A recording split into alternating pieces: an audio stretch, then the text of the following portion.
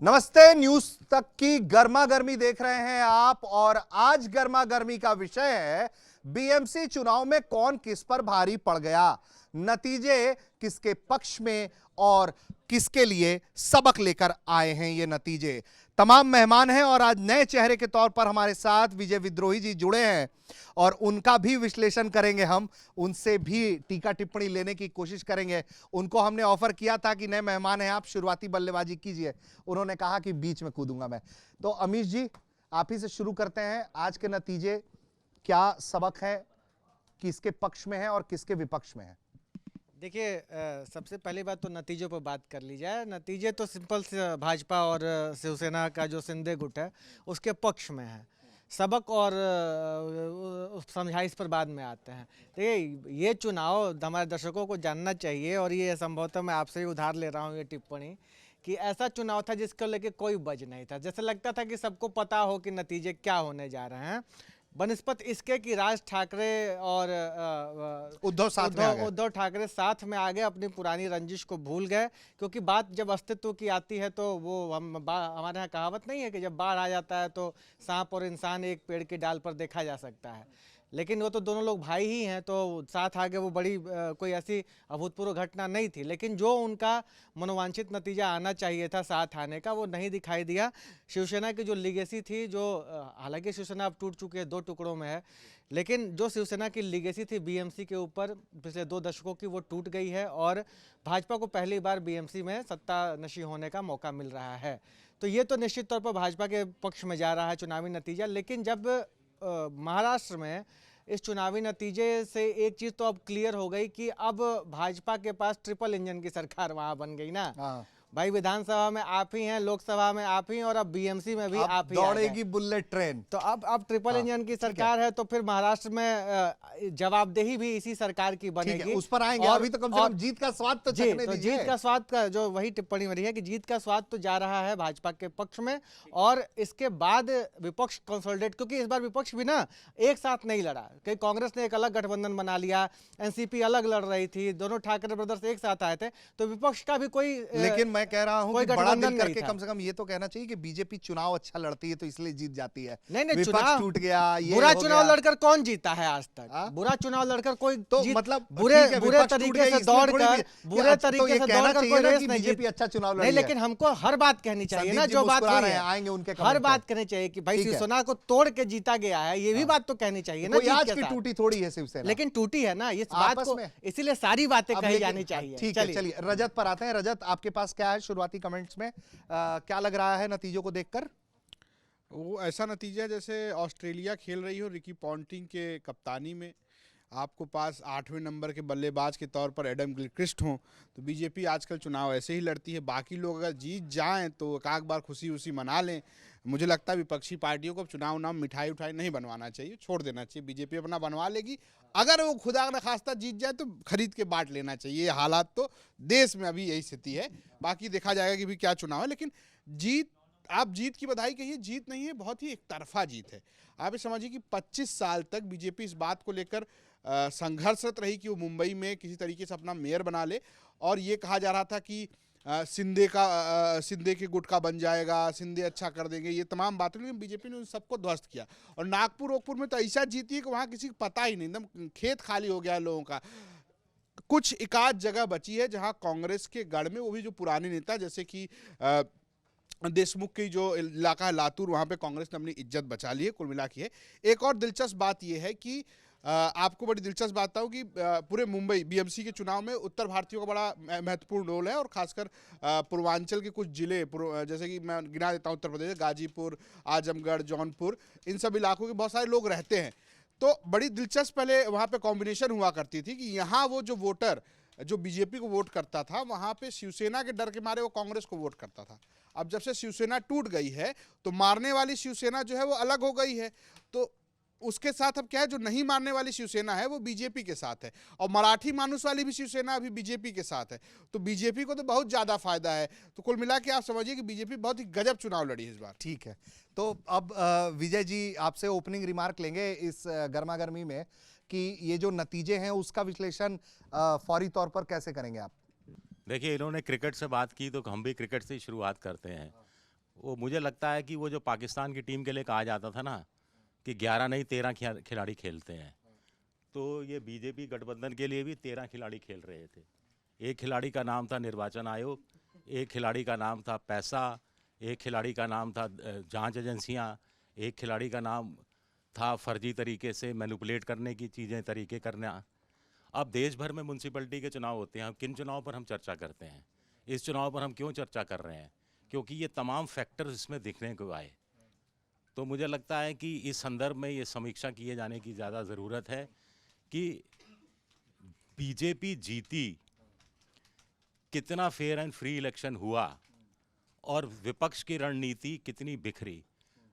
क्योंकि ये बड़ी बात है कि ना तो विपक्ष जीता है ना ही सत्ता पक्ष जीता है, अलग अलग धड़े जीते हैं। अब कोई कहाँ, मतलब स्ट्रेंज बेड फेलोज की बात जो अंग्रेजी में होती है, हिंदी में इसका अनुवाद थोड़ा सा मुश्किल हो जाएगा। कहीं कौन किसके साथ है, कौन किसके साथ है, ये सारा कन्फ्यूज़न, ये सारा रायता फैला रहा। एक टिप्पणी और करूँगा, फिर अगले दौर में बात करेंगे। मुझे लगता है कि तत्काल रूप से राज ठाकरे को डंप कर देना चाहिए, उद्धव ठाकरे को, और वापस कांग्रेस से हाथ मिला लेना चाहिए। कांग्रेस के साथ हाथ मिलाया होता तो ऐसी बुरी गत नहीं होती। ठीक है, तो संदीप जी, आप तक बात आते आते जो है, पहले जो आपने देख ही लिया विश्लेषण, जिसमें विजय विद्रोही जी ने जो तड़का मार दिया है कि 11 लोगों के मैच में 13 लोग खेल रहे हैं।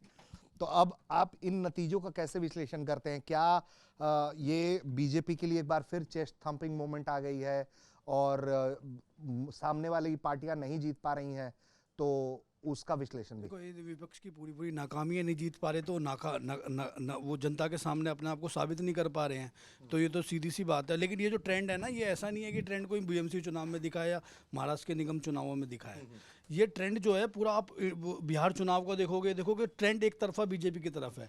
पूरा हिंदुस्तान एक तरफा सीधा बीजेपी की ओर देख रहा है, उनकी डिलीवरी पर देख रहा है, ग्रोथ पर देख रहा है, उनके काम करने के तरीके को देख रहा है। अब देखिए, जब क्रिकेट की बात कर रहे थे, देखो ऐसा है कि क्रिकेट में सारे बॉलर खेलते हैं, ये करते हैं, जब हार जीत हो जाती है तो कोई कहता है पिच खराब थी जी, पिच भारतीयों ने ऐसे बना दी, फलाना ये हो गया, पाकिस्तान इसने हार गया, या हम विदेश में ऑस्ट्रेलिया की पिचों पर जाके कहते हैं तो हम पिचों पे आरोप लगाते हैं अगर मैच। तो ये सब चीज़ें वो है कि जब देखो चुनाव बिल्कुल सीधा स्ट्रेट है कि बीजेपी की जीत हुई है, ये सीधा सीधा मैसेज है। बीजेपी गठबंधन के साथ देश की वहाँ आपने देखा होगा क्लियर कट, ऐसा नहीं है कि वो on the flow on the line जीत रहे हैं, वो बड़े मैंडेट के साथ जीत रहे हैं। हर चुनाव बड़े मैंडेट के साथ आ रहे हैं, इसमें कोई इफ और बट है नहीं। तो इसके लिए हमें सबसे पहली बात सीधा देखना होगा डिलीवरी कैसी हो रही है। डिलीवरी जो गवर्नमेंट कर रही है, जो वादे कर रही है, उस पर काम हो रहा है, उसी की वजह से जनता वोट दे रही है। सीधी सी, अब ये तो वोट का गणित है। अब बाद में जैसे ये कहेंगे कि उनका बज नहीं था, हमारे अमीश जी ने कहा कि चुनाव का बज नहीं था, अब हार गए तो बज नहीं दिखेगा। वैसे तो बस था, देखो हर चुनाव, देखो कभी भी किसी भी लीडर को, नेता को, पार्टी को अगर चुनाव लड़ना है तो उसे बज नहीं देखना, उसे जीत के लिए राह पे आगे चलना है। तो अगर ये जीत के लिए आगे बीजेपी उस तरीके को आप देख लो, उसका रथ सीधा चले जा रहा है। आपको कई लोग अभी जवाब देना चाहते हैं, नहीं, लेकिन कोई नहीं देना। ओपनिंग रिमार्क जो है पहले मैं रूपक जी से ले लूं। तो रूपक जी, क्या विश्लेषण है आपका इस नतीजे को देखते हुए, और क्या माहौल दिख रहा है आपको? देखिए, चुनाव तो 11 पेड़ ही लड़ रहे थे, और ये कि 12वां ये था, 13वां ये था। फिर ये सवाल उठेगा कि ये साबित कैसे हुआ कि ये 12वां था या 13वां था। चुनाव बीजेपी ही लड़ रही थी और बीजेपी ही चुनाव इस समय लड़ रही है। कांग्रेस पार्टी चुनाव लड़ रही, क्या राहुल गांधी प्रचार करने के लिए मुंबई गए थे क्या, कि किसी कैजुअल दौरे पर भी गए थे क्या? एक जो बड़ा बदलाव, जो बड़ी हलचल सिर्फ इसलिए हुई थी कि राज ठाकरे और उद्धव ठाकरे का अलायंस हो गया था। दो मतभेद नहीं थे, मनभेद थे, जो उन्होंने मिटा दिए। लेकिन वो सुविधा की राजनीति थी। इतने साल तक जब 2022 में शिवसेना टूट रही थी, तब राज ठाकरे अट्टहास कर रहे थे उद्धव ठाकरे पर, तब उनको महसूस नहीं हो रहा था कि ठाकरे की पूरी लेगेसी जो है शिवसेना के साथ चली जाएगी। लेकिन फिर भी इस बीएमसी के पर्टिकुलर चुनाव में बोलूँ तो एक सिल्वर लाइन ठाकरे की लेगेसी, ठाकरे परिवार की लेगेसी के लिए ये है कि बीजेपी के बाद जो नंबर 2 की पार्टी बन रही है, एब्सोल्यूट नंबर हम अभी देने की स्थिति में नहीं है, जो बन रहे हैं वो उद्धव ठाकरे ही बने हैं। और वो राज ठाकरे को न उद्धव का फायदा मिला, हो सकता है कि राज ठाकरे का फायदा उद्धव ठाकरे को मिल रहा हो, लेकिन उद्धव की वजह से राज ठाकरे का कोई भला इसमें हो नहीं पाया। कांग्रेस तो मैदान में पहले भी नहीं थी और बीएमसी के पॉलिटिक्स में भी नहीं ही रही है, तो इस बार है। लेकिन जो बड़ा जो बड़ी एक लाइन बोल देता हूँ विजय जी, एक जो बड़ी चोट लगी है, जो शिंदे शिंदे जो फैक्टर लग रहे थे कि बीएमसी में शिंदे ही ठाकरे और शिवसेना की विरासत ले जाएंगे, तो मुंबई ने शायद उसको एक्सेप्ट नहीं Sideline किया कर दिया है। है। तो उसके लिए अभी भी उद्धव ठाकरे ही एक चेहरा है और यही उनके चुनाव के लिए सिल्वर लाइन है जो आगे बढ़ सकती है। ठीक है। हाँ विजय जी, आप नहीं, मेरे संदीप कहने- जी के बात पे भी अगर कोई काउंटर करना चाहें तो। देखिए, कुल मिलाकर कहानी ये हुई है कि कांग्रेस के कारण उद्धव ठाकरे की इमेज बदली थी। कोरोना काल में जो काम किया उससे भी इमेज बदली थी, मुसलमानों में भी पैठ बढ़ी थी, दलितों में भी पैठ बढ़ी थी, और वो उग्र हिंदुत्व वाला चेहरा हटा था, और वो सबका साथ, सबका विकास, सबका विश्वास टाइप कहानी की तरफ बढ़ते दिख रहे थे। अब 50 मुस्लिम बहुल सीटें हैं। अगर कांग्रेस के साथ उद्धव ठाकरे होते और ये कम्बिनेशन जिसमें वंचित बहुजन अघाड़ी भी था और ये समाजवादी पार्टी भी थी और ईसाई वोट, ये एक अल्पसंख्यक वोट, ये एक तरफा पड़ने की चांसेस थी। कांग्रेस के कारण उत्तर भारत का जो लोग हैं वो भी वोट देते, जो पहले भी देते रहे हैं। सब के सब बीजेपी में जो गए हैं कांग्रेस के ही लोग तो गए हैं वहाँ पर, या गुजराती मारवाड़ी जो हैं, देवड़ा का बेटा देवड़ा, तो इसका मुझे लगता है कि फ़ायदा मिल सकता था। ये मुझे लगता है कि उद्धव ठाकरे ने भारी गलती की। और जहाँ तक 1 मिनट इनकी बात है, मुझे तो एक चीज़ समझ में नहीं आती, बिहार में भी चुनाव हुआ, खाली रैलियां बीजेपी की, खाली सीटें, जो भी मीडिया ने थोड़ा बहुत दिखाया, उधर भारी भीड़, तमाम युवक सड़क पर, आक्रोश, जनजी, लेकिन ये लोग जब वोट देने जाते हैं तब कहाँ चले जाते हैं। मुझे लगता है बीजेपी को कोई रामबाण गुटका मिल गया है चुनाव जीतने का, और कोई बहुत बड़ा रहस्य है जो धीरे धीरे सामने चीज़ें आने वाली हैं। और ये 8.2% की विकास दर और ग्रोथलेस जॉब, 8.2% की विकास दर, और बाहर से चवन्नी नहीं आ रही। 6 लाख करोड़ रुपया कॉर्पोरेट जगत अपने घर में दबा के बैठा हुआ है, बैंक में वो पैसा नहीं लगा रहा। तो ये कहाँ का फिर ये चुनाव से, अब चुनाव जीतना पैमाना नहीं है कि देश विकसित हो रहा है या विकास हो रहा है, इसका पैमाना चुनाव नहीं है। विजय जी ने जो दूसरी बात कही कि बीजेपी के को क्या रामबाण मिल गया है, उस पर मेरा कोई काउंटर नहीं है, लेकिन ये बात सही है कि एक स्ट्रैटेजिकली मिस्टेक उद्धव ठाकरे और कांग्रेस पार्टी की तरफ से हुई कि उन्होंने एमवीए को इसमें कंटिन्यू नहीं रखा। कोई आपत्ति नहीं थी कांग्रेस पार्टी को कि आप राज ठाकरे और उद्धव ठाकरे एक साथ लेके आ रहे हैं। तो चाणक्य को साधा, हाँ, मतलब कि ये मतलब ठाकरे ये जो चाणक्य है, ये उनको अलायंस साधा। ये अलायंस नहीं होने का कोई कारण नहीं था कि कांग्रेस और उद्धव ठाकरे इस बार एक साथ नहीं लड़े। कोई बात नहीं हुई, कोई विवाद नहीं हुआ, फिर भी आपने अलायंस ये तोड़ क्या दिया। वजह ही- और एक तरह से ठाकरे के साथ कांग्रेस नहीं जा सकती थी ना।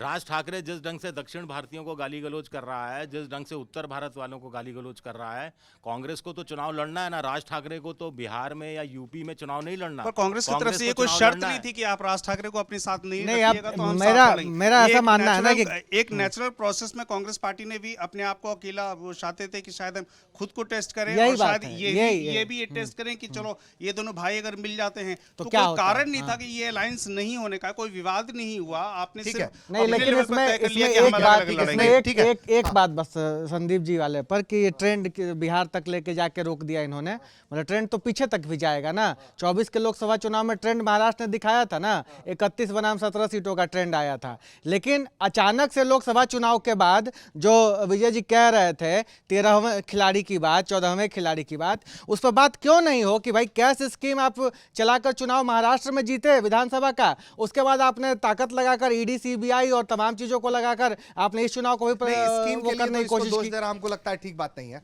मैं इसका जवाब देता हूं। जो बात हो रही है कि लेकिन छोटे में, क्योंकि मुझे बिल्कुल अगला छोटा, सवाल जो लेना है, बात बिल्कुल। कीजिए बीजेपी के पास रामबाण क्या है। दरअसल क्या है कि बीजेपी जीत रही है, आपको दिख रहा है, आप उसके लिए पीछे। वजह ये है कि एक और सवाल कि जनजीज दिखते हैं सड़क पे, और वोट कौन कर रहा है बीजेपी को। बीजेपी को पता है वोट कौन कर रहा है। वो वोट कर रहा है जिसको लग रहा है कि मोदी के जाते ही इस देश में धर्म परिवर्तन हो जाएगा, वो वोट करता है बीजेपी को। और ये मैं अपनी बात, संख्या 35% से ज्यादा नहीं है। अरे तो 35% है ना, बाकी तो उनके साथ जो लोग हैं वो भी तो वोट कर रहे हैं। ऐसा थोड़ी कि बीजेपी और वोट ला नहीं रही है, वो एक सिक्योर वोट है 35% जिसकी वो बात कर रहे हैं, जिसके लिए कुछ चाहिए ही नहीं बीजेपी को। ओवरऑल बीजेपी 35-36% वोट लाती है। इससे मैं ज्यादा वोट नहीं मैं मिलता। कह रहा हूं कि बीजेपी अगर पास एकदम नेशनल सिक्योर इलेक्शन वोट की है, बात करें। जिसको लेकर जिसको उसको टच करने की जरूरत नहीं ठीक है, है। ठीक है। बाकी वोट लाने के लिए उसको जरूरत चलिए, है, ठीक बाकी है, जगह तो उसने ठीक है। भय फैला अगले रखा है कि अगले अब इसी में अब अगला अगला सवाल, क्योंकि हमने नतीजों पर तो देखिए बातचीत कर ली मोटा मोटी कि क्या रहा और क्या फैक्टर नहीं रहा, लेकिन यहां से एक नई पॉइंट की एंट्री होती है। दो व्यक्ति जिन्होंने सवाल उठा दिए हैं। पहला सवाल संजय राउत ने उठाया कि कमिश्नर ने क्यों मुलाकात की, चुनावी नतीजों से ठीक पहले क्यों मुलाकातें हो रही थी बीजेपी के नेताओं से। राहुल गांधी ने स्याही का मुद्दा उठा दिया कि भैया यहां तो स्याही मिट जा रही है, जिसको लेकर बीजेपी का कहना है कि भैया वो तो साल 2011 से वही इंक हो रहा है, बाकी चुनाव आयोग शायद कह रहा है कि हम भाई जांच वांच करवाएंगे इस मामले पे। तो विजय जी, आप ही से शुरू करेंगे इस सवाल पर कि क्या ये सिर्फ हार की बौखलाहट है या वाकई में इन आरोपों में कोई बुनियाद है? क्या इस लेवल पर, जिस लेवल पर राहुल जिस तरफ इशारा कर रहे हैं कि देशद्रोह किया जा रहा है, एक तरीके से एंटी इंडिया काम हो रहा है इलेक्शन कमीशन के द्वारा, तो क्या वाकई में कोई तथ्य है या महज ये चुनावी रस्साकसी है जो अपने वोटर्स को कांग्रेस एड्रेस कर रही है? जिससे नहीं, देखिए, जहाँ तक स्याही की बात है तो ये कल चलते चुनाव में ही पता लग गया था। चलते चुनाव में ही प्रेस कॉन्फ्रेंस हो गई थी। तो वहाँ चुनाव रोकने की कवायद क्यों नहीं की विपक्षी पार्टियों ने? वहाँ उनके एजेंट बैठ जाते हैं कि नहीं, हम वोटिंग नहीं होने देंगे आगे, जब तक ये स्याही नहीं बदलेगी, जब तक स्याही नहीं हटेगी, हम वोट नहीं पड़ने देंगे, हम धरना देंगे, प्रदर्शन करेंगे, तमाम चीज़ें करेंगे। हम ये आप इस ढंग से विरोध करते तो उसका असर ज़्यादा होता, वहाँ आप पिट जाते हो। देखिए, बीजेपी के तर्कश में जितने तीर हैं ना, और उनके साथ जो जांच एजेंसियां हैं और तमाम चीज़ें हैं, मीडिया है, उसका मुकाबला आप इस ढंग से नहीं कर सकते। आपको उसी तर्ज पर उतरना पड़ेगा, उसी ढंग से मुकाबला करना पड़ेगा, और एक भी वोट आपका बिखरे नहीं। जब तक विपक्ष इसकी रणनीति नहीं बनाएगा, तब तक राइट विंगर्स बड़ी देर से, बड़ी मुश्किल से सत्ता में आते हैं। और जब राइट विंगर एक बार सत्ता में आते हैं तो बड़ी देर से जाते हैं, बड़ी मुश्किल से जाते हैं। ये बात ध्यान रखनी पड़ेगी। अच्छा, ठीक है, रूपक कुछ बताओ। नहीं, हाँ, मैं ये कह रहा था, राइट विंगर्स का तर्कों से कोई लेना देना नहीं होता। तर्क आप नहीं कर सकते। इसका जवाब तो संदीप जी देंगे आपको। अरे लेकिन पहले रूपक जी को सुनना लेकिन चाहता हूं। वो जो मार्कर वाला पेन जो स्याही के तौर पर इस्तेमाल किया गया, तो वो छूट जो है वो केवल बीजेपी या शिवसेना के वोटर्स की तो थी नहीं, वो कांग्रेस पार्टी के साइड भी थी, वो एमएनएस के साइड के लोगों के लिए भी थी, वो यूबीटी के लिए थी। अगर आपका वोटर वो मिटा के दोबारा वोट डालने के लिए नहीं पहुंचा तो ये फिर आपके बूथ मैनेजमेंट की गलती है। और अगर आप स्याही पर सवाल उठा रहे हैं तो फिर आपको ये एडमिट करना पड़ेगा कि इसका फायदा बीजेपी शिवसेना को मिला। जो सत्तारूढ़ पार्टी होती है, जो सत्तारूढ़ पार्टी के कर्मचारी होते हैं, वो हर बूथ पे होते हैं, वो आपको इजाजत देते हैं कि आप वोट देंगे या नहीं देंगे। वो ऐतराज कर देते हैं, उनको समझ में आ जाता है कि ये हमारा वोटर नहीं है। तो जिनको वो तो बूथ पे जो बैठा हुआ है। क्या अब अगर राम प्रकाश, यही बात है ना, सुनिए ना, सुनिए, जिनको राम प्रकाश दोबारा- की स्याही मिट गई और राम प्रकाश बूथ पे गया तो बीजेपी का एजेंट कर देगा ये राम प्रकाश नहीं, श्याम प्रकाश है, मैं जानता हूं, इसको वोट करने जाओ। और अगर यही राम प्रकाश ऐसे बूथ पे गया जहां कांग्रेस का एजेंट बैठा है तो बीजेपी का एजेंट ऐतराज कर देगा, ना ये राम प्रकाश है, श्याम प्रकाश नहीं है, मैं जानता हूं इसको, उसको वोट डालने नहीं देंगे। तो फिर कम से यही कम तो खेल है सर। मैं तो समझ गया, यही तो खेल है। मैं समझ गया राम प्रकाश, लेकिन मैं ये इसका ना एक एक उदाहरण काल्पनिक देता हूं। कहानी है, आप- इसका लॉजिकल ये नहीं, है मैं इसका एक लॉजिकल जिस उदाहरण- चंद्र- एक उदाहरण दे रहा अगर हूं चंद्र प्रकाश गया यूबीटी के लिए मैं दोबारा इसका एक वोट उदाहरण डालने दे के रहा हूं। लिए, उसको डालने नहीं दिया तो चंद्र प्रकाश ने क्यों नहीं मैं हल्ला इसका मचाया? एकदम जीता जागता उदाहरण दे रहा हूं। उत्तर प्रदेश में एक बूथ पे चुनाव कैंसिल हुआ 2024 में। पता है क्यों? क्योंकि गलती से एक वीडियो वायरल हो गया था, एक बच्चा जो है 6 बार जाके बीजेपी को वोट दे दिया था। बता दिया बच्चे ने बीजेपी को वोट देगा। बिल्कुल कैंसिल हुआ, चुनाव आयोग ने माना, उसने सेल्फी ली थी उसके साथ, इस वजह से चुनाव कैंसिल हुआ। नहीं तो है। ये उत्तर प्रदेश में हम लोगों ने तमाम ऐसे चुनाव देखे हैं, रामपुर का चुनाव देखा है, कंदुर्की का चुनाव देखा है। जो विजय जी कह रहे थे कि प्रशासन का हस्तक्षेप ऐसा होता है कि जहां मुस्लिमों की संख्या ज़्यादा है जिन बूथों पर और जिन इलाकों में, वहां 20% पोलिंग होती है, और जहां हिंदू वोटर्स की संख्या ज़्यादा है वहां 89% तक पोलिंग होती है। तो हमने उत्तर प्रदेश में ये मॉडल देखा है। तो प्रशासन जिसके हाथ में है ना ऋषि जी, वो स्याही कब मिटवा के और कब चिपकवा देगा, ये बहुत, इसको समझने के लिए रॉकेट साइंस की जरूरत नहीं है। उत्तर प्रदेश भैया, वो बीएमसी का मुंबई की बात कर रहे हैं वहाँ। तो क्या मुंबई क्या चुनाव आयोग बदल गया क्या? मुंबई में वहाँ चुनाव कैसी आयोग नहीं बातें है, कर रहे हो? वही चुनाव आयोग है। गलत गलत मतलब फैला रहे हो। यूपी कोई चुनाव में रोक यूपी देगा कोई कोई। नहीं वहाँ यूपी मुस्लिम कोई एरिया जंगल तो- यूपी मुस्लिम कोई एरिया जंगल तो में है वोटर क्या? नहीं वोट डालने यूपी जाएगा। कोई कैसी जंगल बातें राज है कर रहे क्या? हो? आप ऐसा ये कोई कह रहे जंगल राज हैं की यूपी बात नहीं कोई कर रहे। जंगल राज है कोई क्या? सवाल नहीं उठा रहा तो आप जबरदस्ती BMC उठा के सवाल उठा रहे हो। BMC स्वर्ग है, धांधली होगी यूपी जंगल चुनाव राज में। है। हर चुनाव में धांधली दिखती है दोनों जगह आपको भैया। चुनाव आयोग है ना। आप वोटर को समझो, वोटर को समझ नहीं पा रहे, वोटर क्या चाहता है वो नहीं वोटर समझ को पा रहे। समझे राजनीतिक आप अपना पार्टियां। करते रहो, हम वोटर प्रोसेस को को समझने दो समझेंगे। हम भैया, नेता वोटर नहीं को है। समझो। हम आप प्रोसेस जनता को नहीं है, समझेंगे। वोटर हम प्रोसेस में भी दिक्कत वोटर आएगा, की बात कर रहे प्रोसेस में हैं। दिक्कत आएगा वोटर तो के बात की मैंडेट को जाएगी। चैलेंज क्यों कर रहे हो आप? वोटर वोटर को ने समझे राजनीतिक वोटर ने पार्टियां, हमारा मैंडेट दिया काम है नहीं सर, है। वोटर हमारा ने आपका मैंडेट काम नहीं दिया है, संदीप जी, आपका हमारा काम लेकिन नहीं ये है। बड़ी चिंता आप की ये बात है आप ये कि कह रहे हो आप कि जैसे यूपी में पत्रकार नहीं इस बात से इत्तेफाक नहीं रख रहे हैं नहीं, कि स्याही मिट जा रही है। मिट जा ये रही बड़ी है। चिंता की बात है। देखो ये साइड बड़ी मिटना है, चिंता की बात किसी है व्यक्ति कि ने नहीं कहा, संवैधानिक आप कहे जा रहे हो प्रक्रिया में भैया। संदेह हो ऐसा रहा है, है पहले तो और आप आपको चिंता नहीं पहले हो रही चुनावी है। प्रक्रिया समझिए आप सर। पहले मैं सर एक मिनट सर, बिल्कुल आप पूरा प्रोसेस बताता हूँ आपको। कोई डिले मैं पूरा प्रोसेस बताता हूँ। कोई व्यक्ति जैसे मान लीजिए आपने राम प्रकाश का उदाहरण दिए, आप राम प्रकाश का उदाहरण दे रहे थे, मैं श्याम प्रकाश का दे देता हूँ। आपके गांव का जो अब्दुल का उदाहरण दीजिए। अब्दुल का उदाहरण ले लो, अब्दुल का उदाहरण ले लो। मैं कह रहा हूँ सैयद का उदाहरण ले लो, कोई ऐसी कोई प्रॉब्लम नहीं है उसमें। देखो उदाहरण ये है कि एक हर आप जहाँ पे भी वोटिंग हो रही होती है वहाँ कमरा बूथ होता है। उस बूथ के आपके भी हर पार्टी का कार्यकर्ता अंदर बैठा होता है, जो वो एजेंट होता है, वो आपको चैलेंज कर सकता है कि आप 2 बार वोट डाले, आपने वोट डाल दिया, उसके पास वोटर लिस्ट होती है, वो टिक कर रहा होता है हर चीज को। आप ऐसी हवा में उड़ा देते हो हर चीज को। ये गलत प्रोपेगेंडा मत फैलाओ इस देश में चलिए, कि अच्छा, वोट चोरी हो रही है। वेनेजुएला में भी ऐसा ही प्रोपेगेंडा फैलाया जा रहे थे।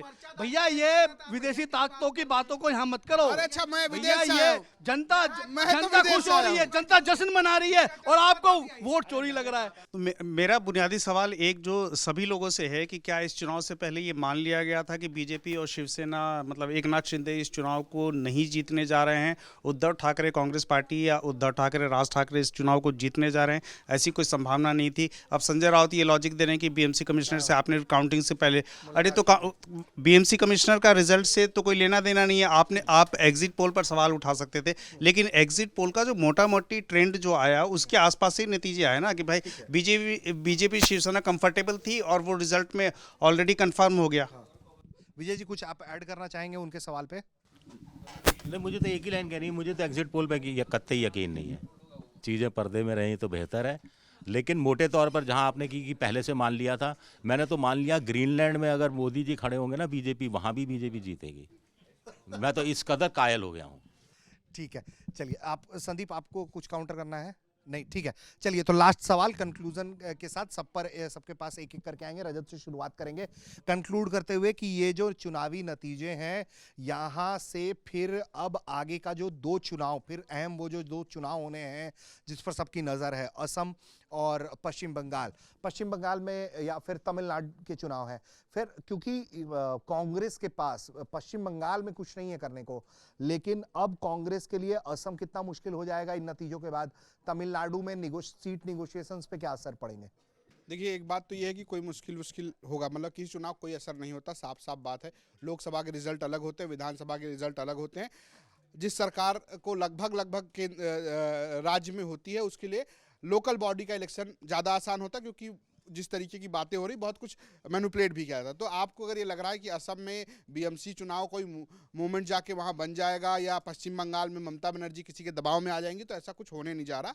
नेगोशिएशन में ये है कि पहले ही कांग्रेस के लिए ममता बनर्जी बहुत मुश्किल है, तो वहाँ कोई उनके लिए बात बनने। असम तमिलनाडु में तो असम तमिलनाडु में यह है कि कांग्रेस, चूंकि वहाँ पे तमिलनाडु में कांग्रेस नंबर 1 पार्टी है नहीं, उनको करना वहाँ डीएमके से ही समझौता है, तो वहाँ पे डीएमके के पास मुख्य पावर है। तो मुझे नहीं लगता कि बहुत कुछ होगा। कांग्रेस अगर अलग लड़ने की कोशिश करने की गई तो वो शायद ना करे, जो मुंबई के रिजल्ट के बाद हुआ। और असम में भी कांग्रेस चूंकि नंबर 1 पार्टी होगी वहाँ पे गठबंधन की, तो उसका ही चलने वाला है मुख्य तौर पर, मुझे लगता है। ठीक है विजय जी, कैसे कंक्लूड करेंगे आप? क्या लर्निंग होनी चाहिए कांग्रेस के लिए इस चुनावी नतीजे से? क्या राहुल के इमेज को और डेंट हो गया है, इन चुनावी परिणामों ने डेंट पहुंचाया है? नहीं, मुझे नहीं लगता। म्यूनसिपैलिटी के चुनाव हैं, अगर कांग्रेस प्रयोग कर रही थी एकला चलने का, तो उसमें वो कामयाब नहीं हुई है। और नंबर 3 बहुत दूर के नंबर 3 पर आई है, एक आध जगह शायद उसका बोर्ड बनता हुआ दिख रहा है मोटे तौर पर। तो और जहाँ तक इन विधानसभा चुनाव की, मुझे नहीं लगता ये 2 दिन की बात है। मेजर गेनर तो इसमें देवेंद्र फडणवीस है। मतलब नया महाराष्ट्र का, mandate एक तरीके से मिल हाँ गया। महाराष्ट्र का नया नरेंद्र देवेंद्र, मतलब ये कहा जा सकता है। ठीक है। अमित जी, क्या कंक्लूजन रिमार्क है आपका चुनावी परिणामों से? कांग्रेस क्या सीखे, बीजेपी के लिए क्या फायदा हो गई है यहाँ से, और कांग्रेस की कितनी मुश्किलें बढ़ गई हैं, राहुल के लिए कितनी मुश्किलें हैं? नहीं, वो देवेंद्र नरेंद्र के नारा जो विजय सर का था उसको आगे बढ़ाते हुए बात रखता हूँ कि पेशवाई दिल्ली की तरफ दावेदारी अगर करने लगे तो कोई चौंकने वाली बात नहीं होगी, क्योंकि सबसे स्ट्राइकिंग रेट वाले नेताओं में एक देवेंद्र फडणवीस भी आ रहे हैं जो दिल्ली की जीत सत्ता का रास्ता हमेशा जो यूपी से होकर जो गुजरा जीत है, दिला और रहे हैं। वो गुजरात, जब देश के प्रधानमंत्री गुजरात से भी आ सकते हैं तो जम्मू कश्मीर से भी आ सकते हैं, बंगाल से भी आ सकते हैं, महाराष्ट्र से भी आ सकते हैं, कौन जानता है कहाँ से आ सकते हैं। खैर, बात जो आप कह रहे थे, मैं इस बात से इत्तेफाक रखता हूं कि ये लोकल बॉडी इलेक्शन है। अभी उत्तर प्रदेश में भी आपको देखने को मिलेगा त्रिस्तरीय पंचायत का चुनाव। उसमें अगर भाजपा जीत जाएगी तो 2027 भाजपा जीत जाएगी, ऐसा हम नहीं कह सकते हैं। देखिए, मैं कह रहा हूं कि भाजपा जीत जाएगी तो 2027 भाजपा जीतेगा, समझिए कि मैं क्या कहना चाह रहा हूं। तो ये ठीक उसी तरीके का है कि कांग्रेस के लिए यहाँ कुछ जीतने और हारने के लिए नहीं था। जो भी जीतने हारने के लिए था उद्धव के लिए था या फडणवीस के लिए था। फडणवीस जीत गए हैं, उद्धव हार गए हैं। आगे जो पश्चिम बंगाल, असम और तमिलनाडु के जिन चुनावों का आप जिक्र कर रहे हैं, वहाँ भी ना कम से कम बाइनरी क्लियर है। पश्चिम बंगाल में ममता बनर्जी बनाम भाजपा का चुनाव है, जिसमें ममता बनर्जी अभी लीडिंग फ्रंट की तरह दिखाई दे रही हैं। अपोजिशन जिस तरीके से अपोजिशन जो रूपक जी कह रहे थे कि राहुल गांधी क्या गए महाराष्ट्र में और इन कैंपेन में क्या उन्होंने हिस्सा लिया, अगर यही लक्षण पश्चिम बंगाल में अपोजिशन का दिखेगा तो आप ये मान के चलिएगा कि ममता बनर्जी के लिए अपोजिशन ने वॉक ओवर दिया है अपनी तरफ से, ताकि वो इतना कंसोलिडेट वोट कर सके कि वहाँ पर वो बीजेपी की उभरती जो ताकत है उसको रोक सके। ये देश उस समय उसी दौर में है जो 2014 के बाद से शुरू हुआ था। सिंगल पार्टी डोमिनेंस का दौर है ऋषि जी, जो कि 70 के दशक तक, 80 के दशक तक आप कह लीजिए कि कांग्रेस के लिए भी हमने देखा, अभी वो हम भाजपा के लिए देख रहे हैं। तो जब भी सिंगल पार्टी डोमिनेंस होता है तो अपोजिशन को आप इसी तरीके से डिस्ट्रैक्ट पाते हैं, टूटा हुआ बिखरा हुआ पाते हैं। लेकिन हमने पिछले भी लर्निंग इतिहास में यही है कि अपोजिशन जब एकजुट होता है तो सिंगल पार्टी डोमिनेंस को खत्म करता है, फिर वो मल्टी पार्टी डेमोक्रेसी में फिर तब्दील होता है। यही वीसीएस साइकिल है डेमोक्रेटिक पॉलिटिक्स का, और अभी हमको यही देखने को मिलेगा आगामी चुनाव में। संदीप, आपका कंक्लूडिंग रिमार्क क्या है इस पूरे नतीजे को लेकर? और जी, पहले तो भी चुनाव बीजेपी जीती है और शिवसेना शिंदे वाला गठबंधन जो जीता है उनको बधाई भाई, अच्छा चुनाव लड़ा, आगे भी लड़ते रहें। देखो, इससे एक चीज़ क्लियर होती है पिक्चर कि जो विपक्ष जो चुनाव लड़ने का स्टाइल जो है वो जनता को समझ नहीं आ रहा है। जो वो वादे कर रहे हैं वो जनता के दिमाग में बैठ नहीं पा रहे हैं कि हम इनके साथ जाना है या नहीं जाना है। तो इस तरीके की कुछ एक वो तस्वीरें, धुंधली तस्वीर है। अब चुनाव का एक तरीका ये होता है कि जो नेता वादे करता है वो उसकी डिलीवरी कितनी होती है, वो धरातल पे कितना उतरता है, तभी वो जनता का प्यार अपने उस पर वो पा पाता है। उसके बाद एक विचारधारा भी है। अभी जो विचारधारा, जैसे शिवसेना की विचारधारा थी वो थोड़ा उलट पलट हुए तो उनको सामने दिखा, तस्वीर में अभी भी दिख रहा है। अब आते हैं हमारे कांग्रेस की तरफ। देखो, कांग्रेस महाराष्ट्र में है नहीं, जैसे अभी जीविका भी उनको पाने के लिए कुछ था नहीं। अब बंगाल में नहीं, हाँ वही, उसके बाद हाँ नहीं, मैं अब पूरा आ रहा हूँ। अब बंगाल में आते हैं, बंगाल में भी कांग्रेस के पास क्या है, कुछ नहीं है। तो अगर ऐसे बड़े बड़े राज्यों में भी कांग्रेस के पास पाने के लिए कुछ नहीं होगा तो कैसे राहुल गांधी पीएम का सपना पूरा कर पाएंगे? कैसे पूरा विपक्ष एकजुट होकर उन्हें अपना नेता मानेगा? तो मनवाने के लिए कुछ तो आपको देखना पड़ेगा ना, कुछ तो आपकी मार्कशीट दिखेगी कि भाई ये लड़का कैपेबल है, इसको आगे लेके जाए, 100 में से 90 नंबर वाले को सीट मिलेगी। तो वो अब जब नंबर आप ला नहीं पाएंगे तो कैसे आपको ऊपर बैठा देगा, और कैसे जनता आपको वोट देने के लिए वो करेगी कि हाँ भाई इस लड़के में दम है, आगे चल के देश की कायाकल्प कर देगा। ठीक है, रूपक जी, आपके कंक्लूजन रिमार्क।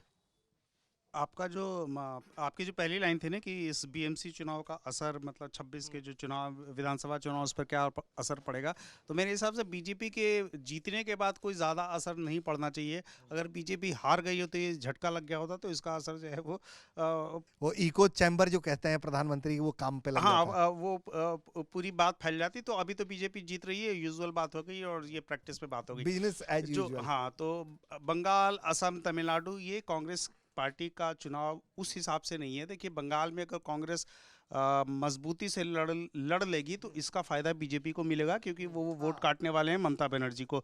तो कांग्रेस कितना भी कोशिश कर ली, कोई चमत्कार हो जाएगा तभी कुछ नंबर्स आ जाए तो ना आ जाए।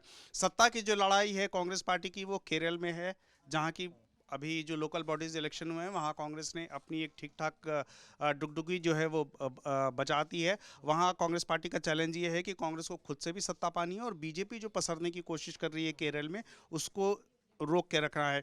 अगर तमिलनाडु में डीएमके का डोमिनेंस बना रहेगा, कांग्रेस पार्टी की मजबूरी है कि वो डीएमके के साथ जाए। लेकिन असम एक ऐसा स्टेट है जहां बीजेपी को कांग्रेस पार्टी डायरेक्ट हिट कर सकती है। जो 2 बार से सरकार जो असम में बीजेपी की बन रही है, वहां की जो लड़ाई है वो कांग्रेस के लिए शायद सबसे बड़ी होनी चाहिए। ठीक है, चलिए तो दोस्तों आपने सुना कि हमारे जो न्यूज़ रूम के साथी हैं वो क्या सोच रहे हैं इन चुनावी नतीजे को लेकर और इन नतीजों से निकल रहे आगे के रास्ते को लेकर। तो चुनौती किसके लिए कितनी बड़ी होगी आने वाले दिनों में ये तो पता चल जाएगा। फिलहाल जो बीएमसी के चुनावी नतीजे आए हैं तो किसी के लिए खुश होने का मौका है और किसी के लिए जो है वो समीक्षाओं का दौर अब यहाँ से भी एक बार फिर चल पड़ेगा। आप देख रहे थे न्यूज़ तक की गर्मा गर्मी।